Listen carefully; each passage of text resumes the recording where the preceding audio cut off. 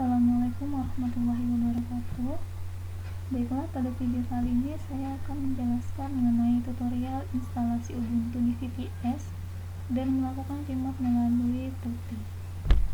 Nah, sebelumnya kita bahas dulu nih mengenai VPS. Jadi VPS sendiri yaitu atau singkatan dari Virtual Private Server, yaitu server pribadi yang keseluruhan resource-nya itu hanya digunakan oleh satu pengguna saja dan tidak dipengaruhi oleh pengguna lain, sehingga pengguna ini dapat mengolah secara penuh semua konfigurasi dan resource yang ada pada VPS itu sendiri.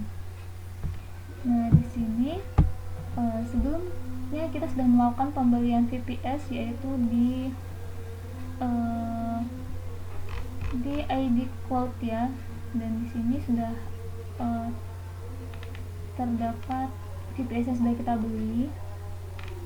Nah, untuk 3 bulan, dan di sini nama hostname kita yaitu admin.magarincoding.my.id. Nah, sebelum kita melakukan pembelian VPS ini, kita sudah melakukan pembelian hosting, dan ini primary IP kita. Dan selanjutnya yaitu kita akan melakukan instalasi untuk Ubuntu pada VPS ini, dan ini adalah hostname kita, dan ini adalah IP address yang nantinya akan kita copy ketika kita akan melakukan remote melalui putih. Nah, untuk usernya sendiri yaitu kita kelompok 2 2021@gmail.com. Ini nantinya, nah user ini kita gunakan ketika kita akan login di ID CloudHost ini untuk melihat VPS kita dan melakukan setting terhadap SSH kita. Nah, di sini di jendela CloudHost ini terdapat tabs, yaitu untuk melihat aktivitas yang sudah kita lakukan. Yang ketiga yaitu SSH key. Di sini kita terdapat password serta name yang ketika kita akan melakukan remote melalui putih kita nanti.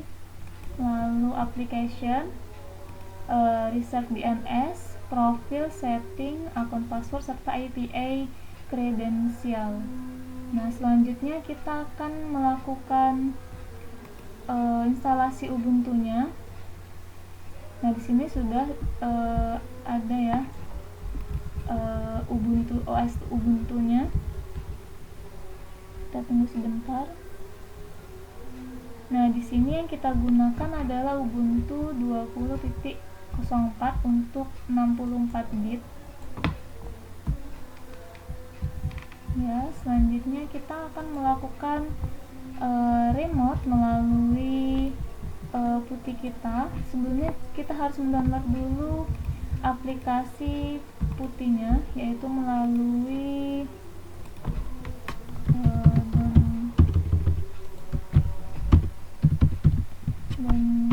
download putih, yaitu akun resminya putih. Bukan, kita bisa download di sini di here.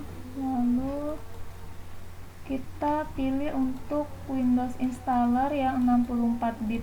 Tunggu prosesnya hingga selesai lalu install. Selanjutnya kita buka aplikasinya. Nah, open.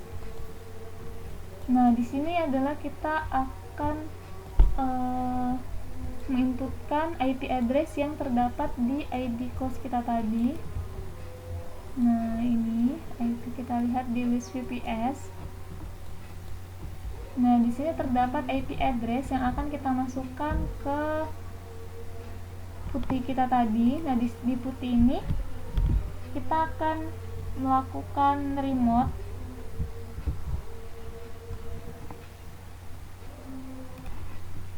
Nah, sebelumnya kita akan jelaskan dulu nih apa itu putih. Nah, putih sendiri adalah aplikasi open source yang sering digunakan untuk melakukan remote access seperti AirLogin, SSH, dan Telnet.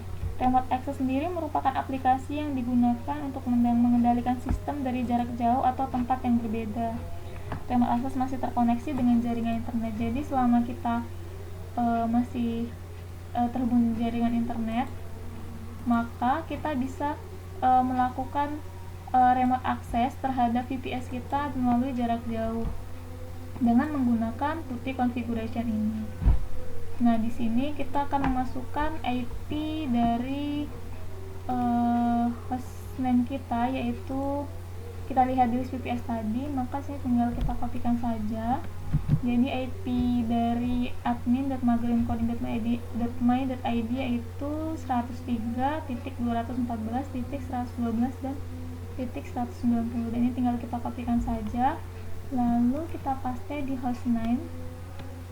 Jadi di sini tidak harus IP, kita juga bisa mempastikan hostname kita. Jadi hostname kita itu admin.maghribcoding.my.id. Lalu kita menggunakan port 22, connection tipenya yaitu SSH, karena sebelumnya kita sudah menginstal SSH di hosting kita, di hostname kita atau VPS kita. Lalu tinggal open. Nah, seperti ini tampilan dari putih kita. Nah, di sini kita tinggal mengetikkan root lalu enter. Nah, selanjutnya kita akan memasukkan passwordnya.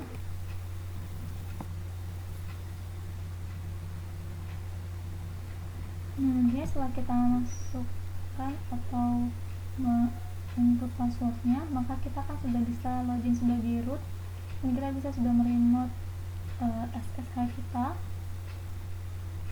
melalui putih ini.